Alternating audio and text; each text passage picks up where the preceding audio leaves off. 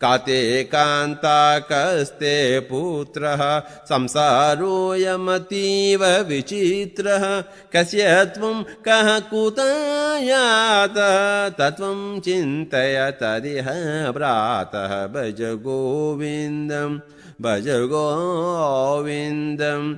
काते कांता कस्ते पुत्र। आपकी पत्नी कौन है? आपका बच्चा कौन है? ये संसार अत्यंत लुभावना और रहस्यमयी है। मैं इन सब से कैसे गिरा हूँ? तुम कौन हो? कहाँ से आए हो? हमें अक्सर इन मूलभूत प्रश्नों के उत्तर ढूंढने हैं। अगर आप ऐसे प्रश्न नहीं करते, तो आपके जीवन का अंत निराशाजनक है। जीवन की शुरुआत से ही हमें स्वयं से प्रश्न करना है, मैं कौन हूँ? तुम कौन हो? ये संसार क्या है? ये संसार कहाँ से आया है? ये सब यात्रा करके कहाँ जा रहा है? ये मूलभूत प्रश्न हर किसी को स्वयं से पूछने हैं। प्रश्न पूछे बिना बुद्धि जागृत नहीं होगी। प्रश्न पूछे बिना सत्य भी उभर कर नहीं आएगा। सही प्रश्न करने से ही सही उत्तर मिलेगा और सत्य सामने आएगा। देखो, आदि शंकराचार्य जी इस बात पर कितना जोर दे रहे हैं। सही मूलभूत प्रश्न पूछो। कस्यम तो आवा कुत्ता आया था। तुम किससे आए हो? You belong to home. कहाँ से आए हो? तुम कौन हो? काते कांता, ये स्त्री कौन है? ये बच्चा कौन है? ये मूलभूत प्रश्न जो हमें स्वयं से पूछने हैं। अगर रोज नहीं तो कम से कम महीने में एक बार एकांत में बैठकर स्वयं से पूछना है और अपने अंदर से इसके उत्तर ढूंढने हैं। शंकराचार्य जी हमसे यही चाहते हैं कि शरीर छोड़ने से पहले हम इन प्रश्नों के उत्तर खोज लें। हमें संसार को जानना है। ये संसार क्या है? तभी हम मास्टर बन सकते हैं। तब हम शरीर छोड़ने के लिए तैयार हैं। तब आप एक वरिष्ठ नागरिक हो। जब आप उच्च लोक में स्वर्ग में जाओगे, नहीं तो आप वहां एक मूर्ख की भांति जाओगे और शायद तुरंत ही आपको वहां से वापस आना पड़ेगा। दोबारा एक और जन्म लो।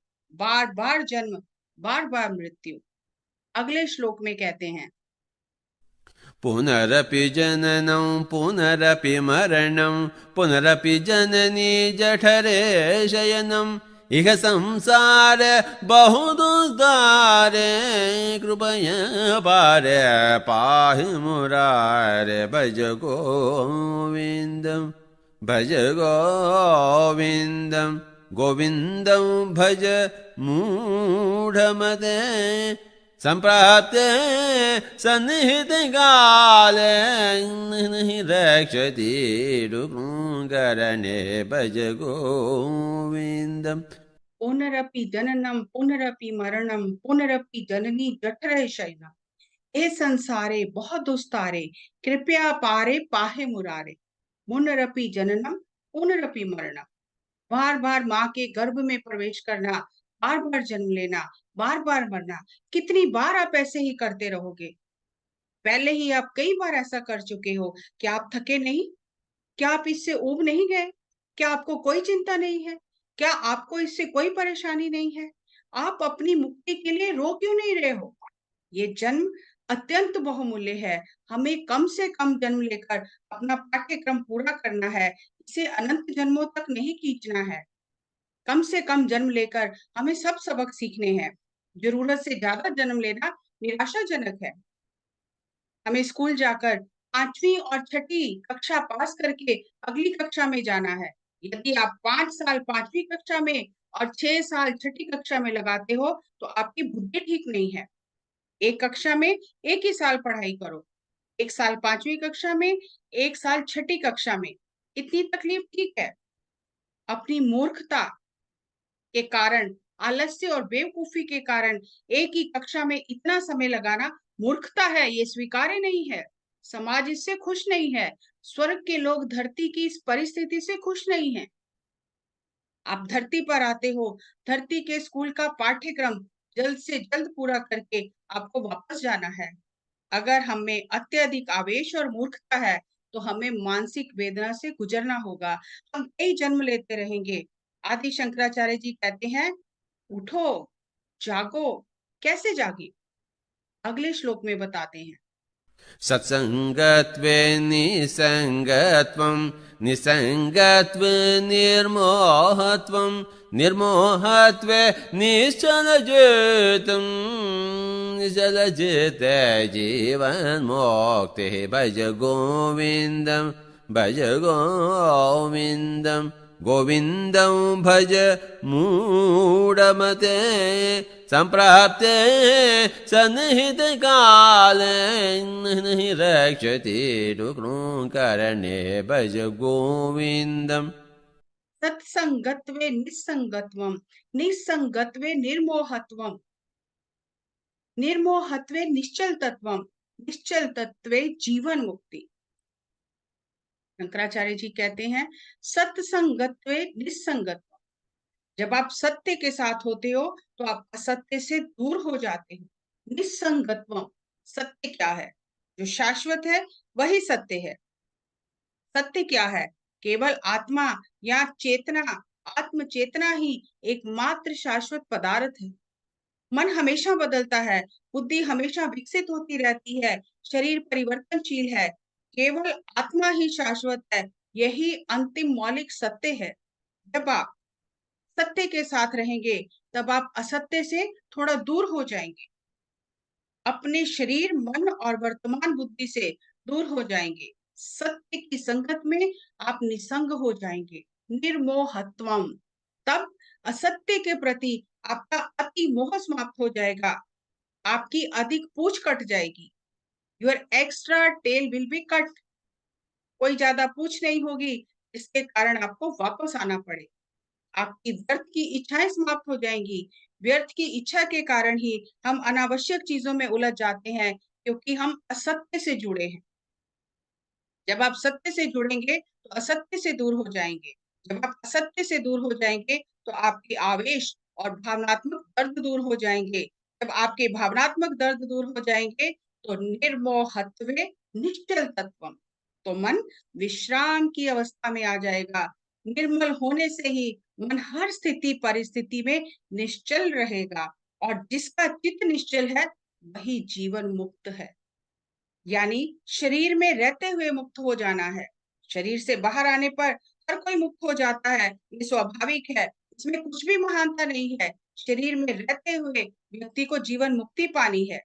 स्वर्ग में रहना अति साधारण है, धरती पर रहते हुए स्वर्ग में रहना महान है। सूक्ष्म शरीर के साथ सूक्ष्म लोक में या स्वर्ग में रहना साधारण है। भौतिक शरीर में रहते हुए सूक्ष्म शरीर में रहना यही स्वर्ग है। भौतिक जगत में रहते हुए आत्मा के साथ रहना यही स्वर्ग है। शरीर में रहते हुए शरीर से उपराम आत्मा के साथ रहना ही स्वर्ग है, यही जीवन मुक्ति है। भौतिक अवस्था में रहते हुए स्वर्ग की अवस्था को अनुभव करना, यही मास्टर और साधारण व्यक्ति में फर्क है। एक व्यक्ति को मूल रूप से क्या करना है? एक व्यक्ति को हमेशा सत्य के साथ रहना है। आत्मा सत्य है। आत्मा तब उपलब्ध होगी जब मन अंतर्मुखी होता है, अन्यथा नहीं। इसलिए शंकराचार्य जी ने कहा भज गोविंदम, हे मूर्ख मन, आत्मा के साथ रहो। सत्संगत्वे निस्संगत्वम, निस्संगत्वे निर्मोहत्वम, निर्मोहत्वे निश्चल तत्वम, निश्चल तत्वे जीवन मुक्ति।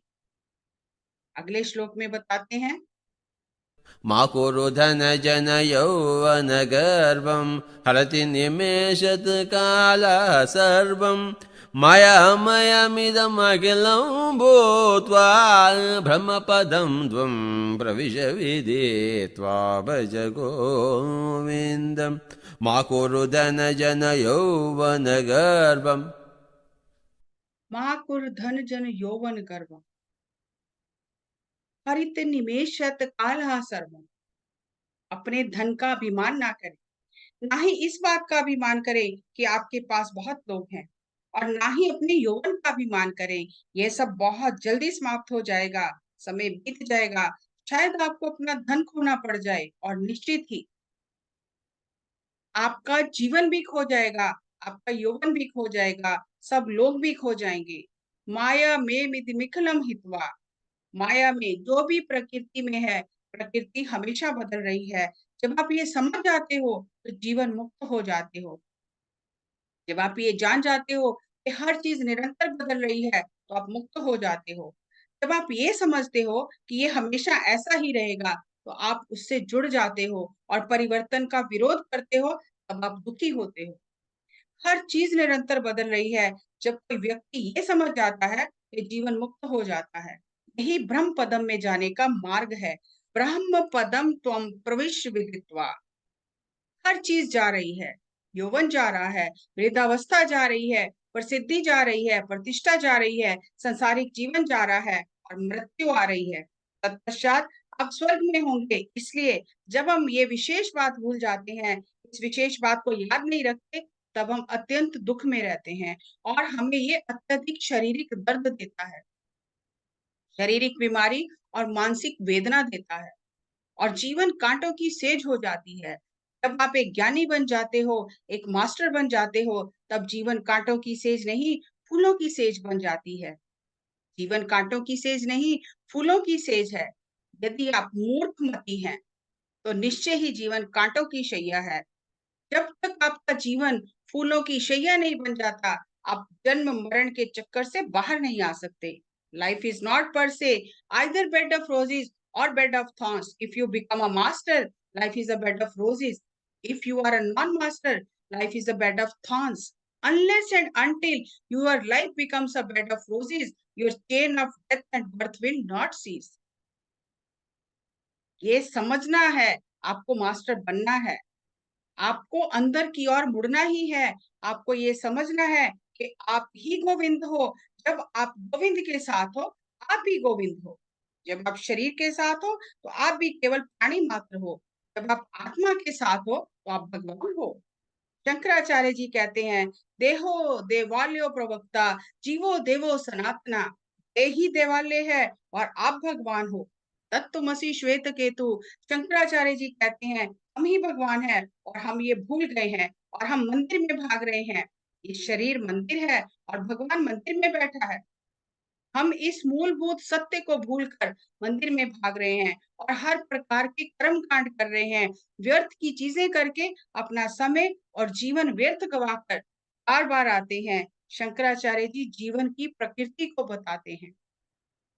अगले श्लोक में कहते हैं, दिन्यामिन्यौ सायं प्रातः शिशिरवसन्तौ पुनरायातः कालः क्रीडति गच्छत्यायुः तदपि न मुञ्चत्याशा वायुः भज गोविन्दम् दिनयामिन्यौ सायं प्रातः शिशिरवसन्तौ पुनरायातः कालः क्रीडति गच्छत्यायुः तदपि न मुञ्चत्याशा वायुः भज गोविन्दम्। दिन्या मिन्यो सायं प्रातः। दिन बीत रहा है, रात बीत रही है, गर्मी जा रही है, सर्दी आ रही है, समय बीत रहा है।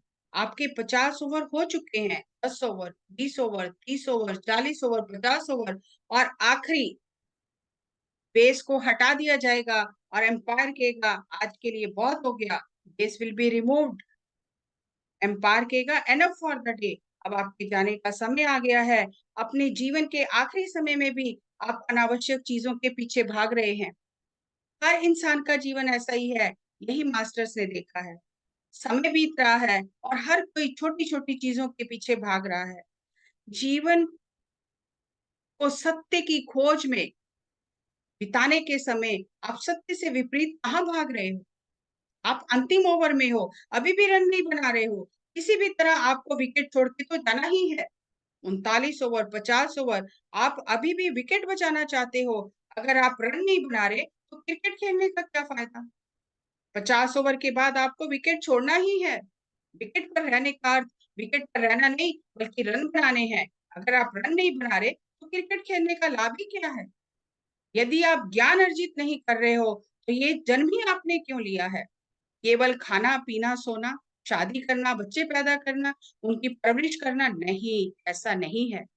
हमें आत्मबोध प्राप्त करना है, धरती को स्वर्ग बनाने के लिए कुछ करना है, मास्टर बनने के लिए कुछ करना है, पति पत्नी माता पिता बनने के साथ मास्टर भी बनना है। हर व्यक्ति के लिए यही आवश्यक पाठ्यक्रम है। हर व्यक्ति को एक आचार्य, एक मास्टर बनना है, ये बिल्कुल स्पष्ट है। जीवन के आरंभ में ही मास्टर बनने का लक्ष्य रखें और उस दिशा में प्रयास करें।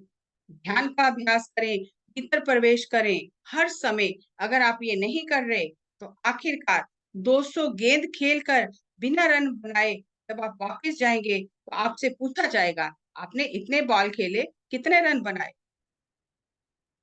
0 रन? मूर्ख! जाओ फिर खेलो। कम से कम आपको 200 बॉल पर 12,000 रन बनाने चाहिए, यानी हर गेंद पर सिक्सर मारना चाहिए। इतने रन आपको बनाने ही चाहिए। जाओ फिर रन बनाकर आओ। हर बॉल पर सिक्सर मारना चाहिए। पुनरपि जननम पुनरपि मरणम। एक और जन्म लो। शंकराचार्य जी एक महान बल्लेबाज हैं। सुनील गावस्कर, सचिन तेंदुलकर सब बल्लेबाज हैं। हम क्या हैं? मुझे नहीं पता।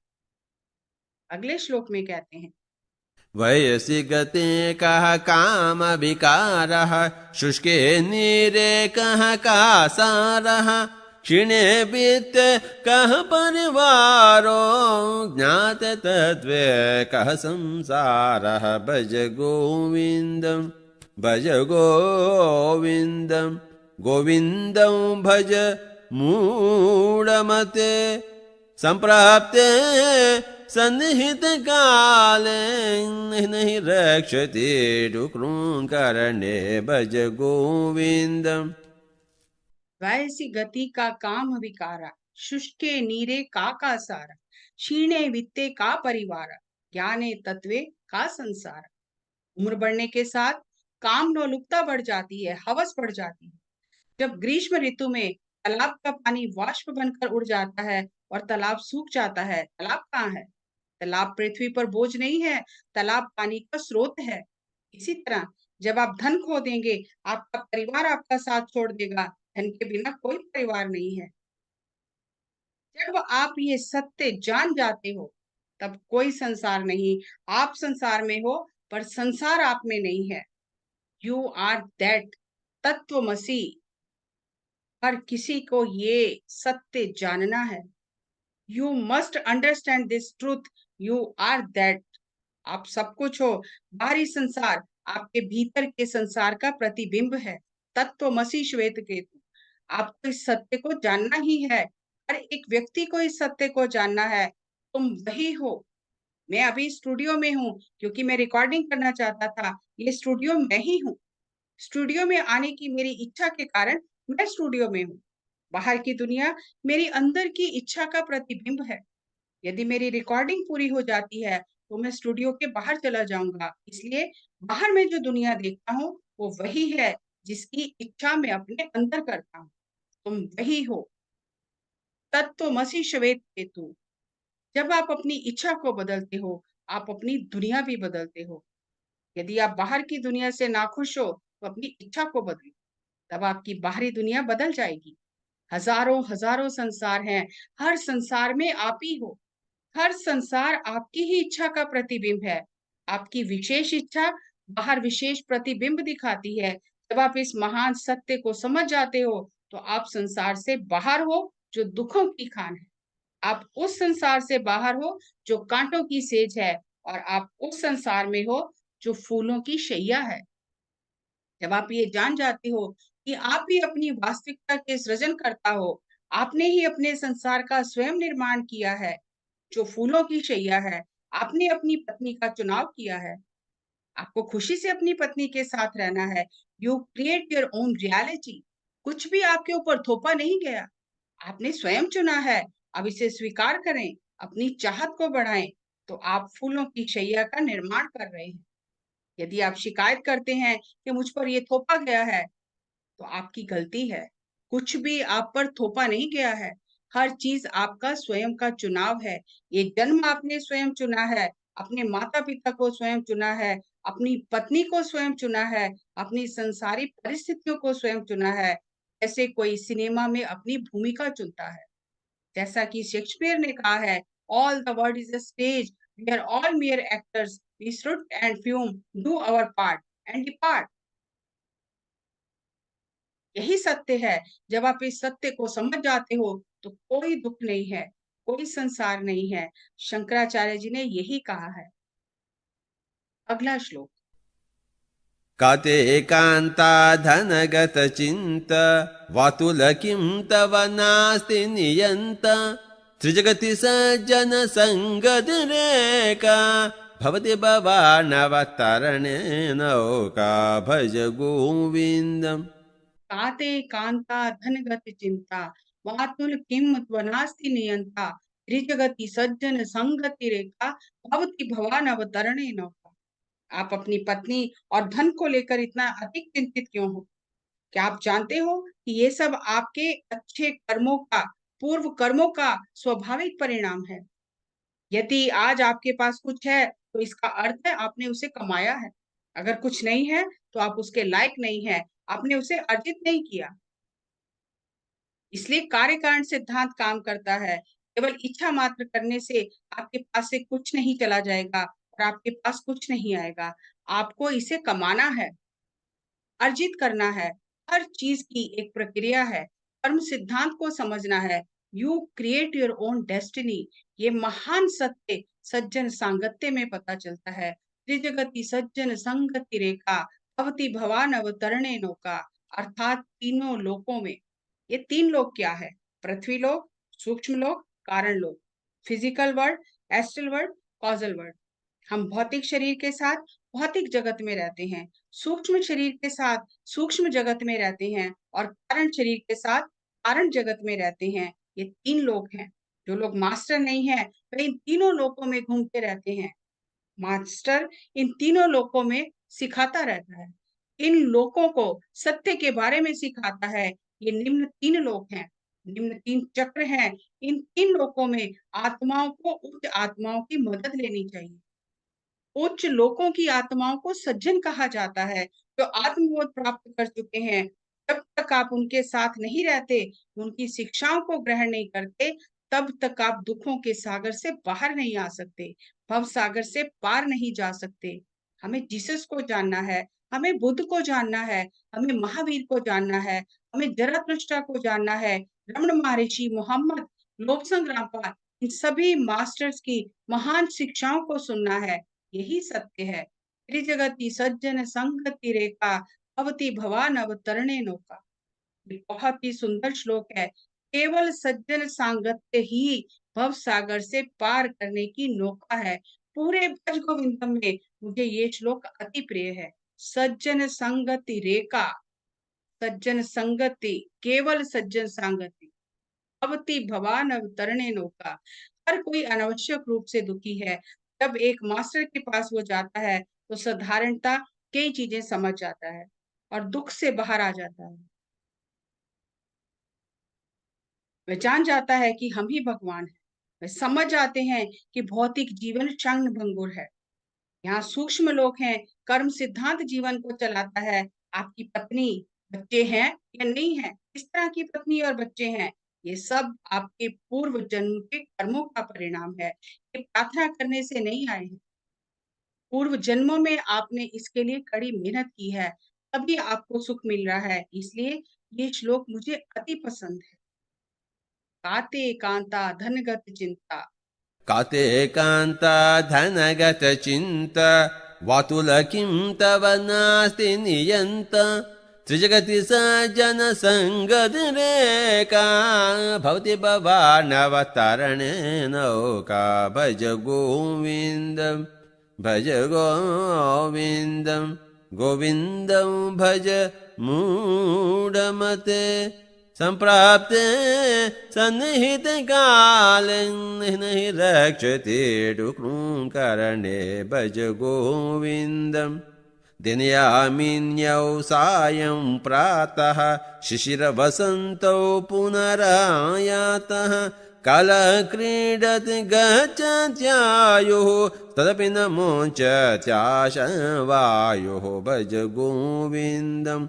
मा कुरु धनजन यौवन गर्वं हरति निमेषत् कालः सर्वं मायामयमिदमखिलं भूत्वा ब्रह्मपदं त्वं प्रविश विदित्वा वयसि गते कः कामविकारः शुष्के नीरे कः सारः क्षीणे वित्ते कः परिवारो ज्ञाते तत्त्वे कः संसारः भज गोविन्दम् सत्संगत्वे निसंगत्वं निसंगत्वे निर्मोहत्वं निर्मोहत्वे निश्चलचेतं निश्चलचित्ताय जीवन्मुक्तिः भज गोविन्दं पुनरपि जननं पुनरपि मरणं पुनरपि जननी जठरे शयनम् इह संसारे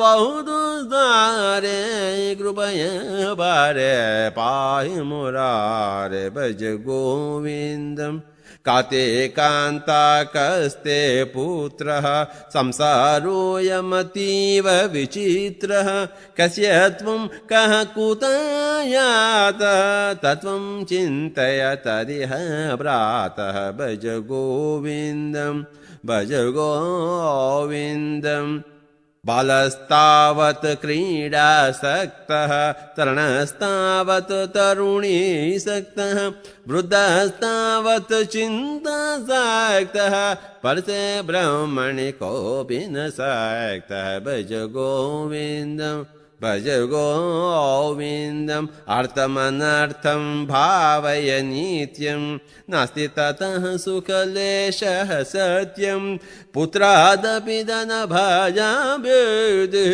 सर्वधनजाय विहितरीतिः भज गोविन्दम् यावत् पवनो निवसति देहे तावत् पृच्छति कुशलं गेहे गतवती वायौ देहापाये भार्या बेभ्यते तस्मिन् काये भज गोविन्दम् नारीस्तनभरनाभिदेशं दृष्ट्वा मागामोहावेशं